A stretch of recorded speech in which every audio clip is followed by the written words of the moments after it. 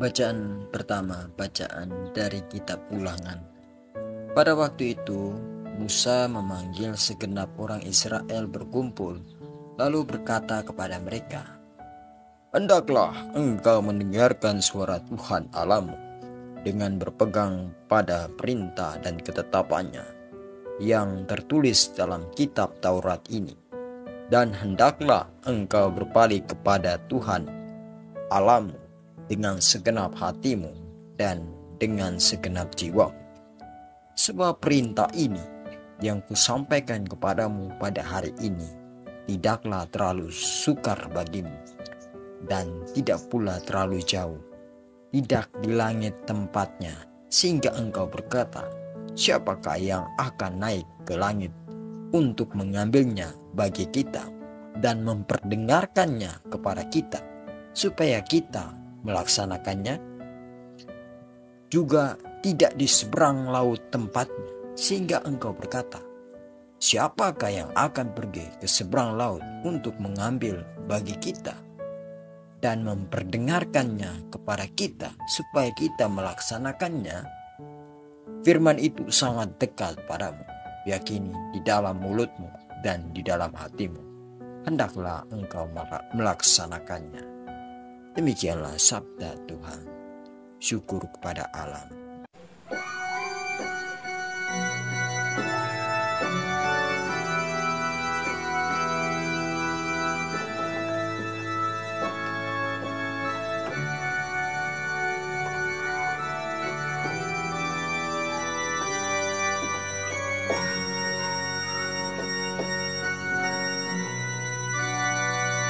Hai orang-orang yang rendah hati, carilah Tuhan, dan biarlah hatimu hidup kembali.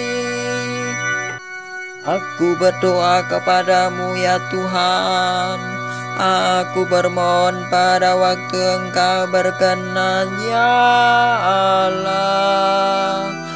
Demi kasih setiamu yang besar, jawablah aku dengan pertolonganmu yang setia. Jawablah aku ya Tuhan, sebab baiklah kasih setiamu. Berpalinglah kepadamu menurut rahmat-Mu yang besar. Hai orang-orang yang rendah hati, carilah Tuhan, dan biarlah hatimu hidup kembali. Aku ini tertindas dan kesakitan, keselamatan daripadamu ya Allah, kiranya melindungi aku. Aku akan memuji-muji nama Allah dengan nyanyian, dan mengagungkan Dia dengan lagu syukur. Hai orang-orang yang rendah hati, carilah Tuhan, dan biarlah hatimu hidup kembali. Lihatlah orang-orang yang rendah hati, dan bersukacitalah. Biarlah hatimu hidup kembali, hai kamu yang mencari Allah. Sebab Tuhan mendengarkan orang-orang miskin, dan tidak memandang hina orang-orangnya yang ada dalam tahanan. Hai orang-orang yang rendah hati, carilah Tuhan, dan biarlah hatimu hidup kembali. Sebab Allah akan menyelamatkan Sion dan membangun kota-kota Yehuda. Anak cucu hamba-hambanya akan mewarisinya, dan orang-orang yang mencintai namanya akan diam di situ. Hai orang-orang yang rendah hati, carilah Tuhan, dan biarlah hatimu hidup kembali. Bacaan kedua, bacaan dari Surat Rasul Paulus kepada jemaat di Kolose. Saudara-saudara, Kristus adalah gambaran Allah yang tidak kelihatan. Dia adalah yang sulung, yang lebih utama dari segala yang diciptakan. Karena di dalam Dialah telah diciptakan segala sesuatu, yang ada di surga dan yang ada di bumi, yang kelihatan dan yang tidak kelihatan, baik singgasana maupun kerajaan, baik pemerintah maupun penguasa. Segala sesuatu diciptakan oleh Dia dan untuk Dia. Ia ada mendahului segala sesuatu, dan segala sesuatu ada di dalam Dia. Dialah kepala tubuh, yaitu jemaat. Dialah yang sulung, yang pertama bangkit dari antara orang mati, sehingga Ia lebih utama dalam segala sesuatu. Seluruh kepenuhan Allah berkenan diam di dalam Dia, dan oleh Dialah Allah memperdamaikan segala sesuatu dengan dirinya, baik yang ada di bumi maupun yang ada di surga, sesudah Ia mengadakan perdamaian oleh darah salib Kristus. Demikianlah sabda Tuhan. Syukur kepada Allah.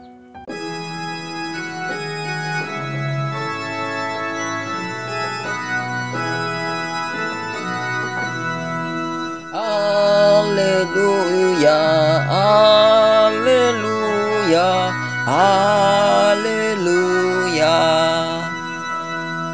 Tuhan, sabdamu adalah roh dan kehidupan.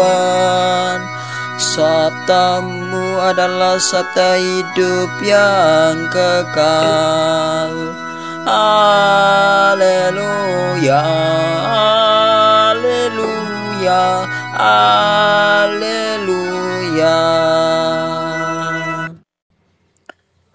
Semoga Tuhan beserta kita sekarang dan selama-lamanya. Inilah Injil Yesus Kristus menurut Lukas. Dimuliakanlah Tuhan. Sekali peristiwa, seorang ahli Taurat berdiri hendak mencoba Yesus. Katanya, "Guru, apakah yang harus kulakukan untuk memperoleh hidup yang kekal?" Jawab Yesus kepadanya, "Apa yang tertulis dalam hukum Taurat? Apa yang kau baca di sana?" Jawab orang itu, "Kasihanilah Tuhan Allahmu dengan segenap hatimu, dengan segenap jiwamu, dengan segenap kekuatanmu, dan dengan segenap akal budimu. Dan kasihilah sesama manusia seperti dirimu sendiri." Kata Yesus kepadanya, "Jawabanmu itu benar. Perbuatlah demikian, maka engkau akan hidup." Tetapi untuk membenarkan dirinya, orang itu berkata kepada Yesus, "Dan siapakah sesamaku manusia?" Jawab Yesus, "Adalah seorang yang turun dari Yerusalem ke Yeriko. Ia jatuh ke tangan penyamun-penyamun yang bukan saja merampoknya habis-habisan, tetapi juga memukulinya, dan sesudah itu meninggalkannya setengah mati. Kebetulan ada seorang iman turun dari melalui jalan itu. Ia melihat orang itu, tapi melihatnya dari seberang jalan. Demikian juga seorang Lewi datang ke tempat itu. Ketika melihat orang itu, ia melewatinya dari seberang jalan. Lalu datanglah ke tempat itu seorang Samaria yang sedang dalam perjalanan. Ketika ia melihat orang itu, tergeraklah hatinya untuk belas kasihan. Ia pergi kepadanya lalu membalut luka-lukanya sesudah menyiraminya dengan minyak dan anggur. Kemudian ia menaiki orang itu ke atas keledainya, tunggangnya sendiri, lalu membawanya ke tempat penginapan dan merawatnya. Keesokan harinya, ia menyerahkan 2 dinar kepada pemilik penginapan itu. Katanya, "Rawatlah dia, dan jika kau belanjakan lebih dari ini, akan aku akan menggantikannya waktu aku kembali." Menurut pendapatmu, siapakah di antara ketiga orang ini adalah sesama manusia dari orang yang jatuh ke tangan penyamun itu? Jawab ahli Taurat itu, "Orang yang telah menunjukkan belas kasihan kepadanya." Kata Yesus kepadanya, "Pergilah dan perbuatlah demikian." Demikianlah Injil Tuhan. Terpujilah Kristus. Saudara-saudari yang terkasih, di mana bacaan sabda hari ini, Injil Lukas,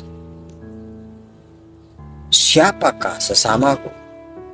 Seorang ahli Taurat datang untuk mencoba Yesus dan bertanya, "Guru, apa yang harus aku perbuat untuk memperoleh hidup yang kekal?"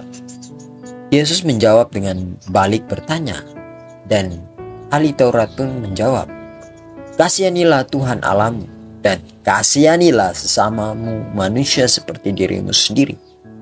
Lalu ahli Taurat bertanya lagi, "Siapakah sesamaku manusia?"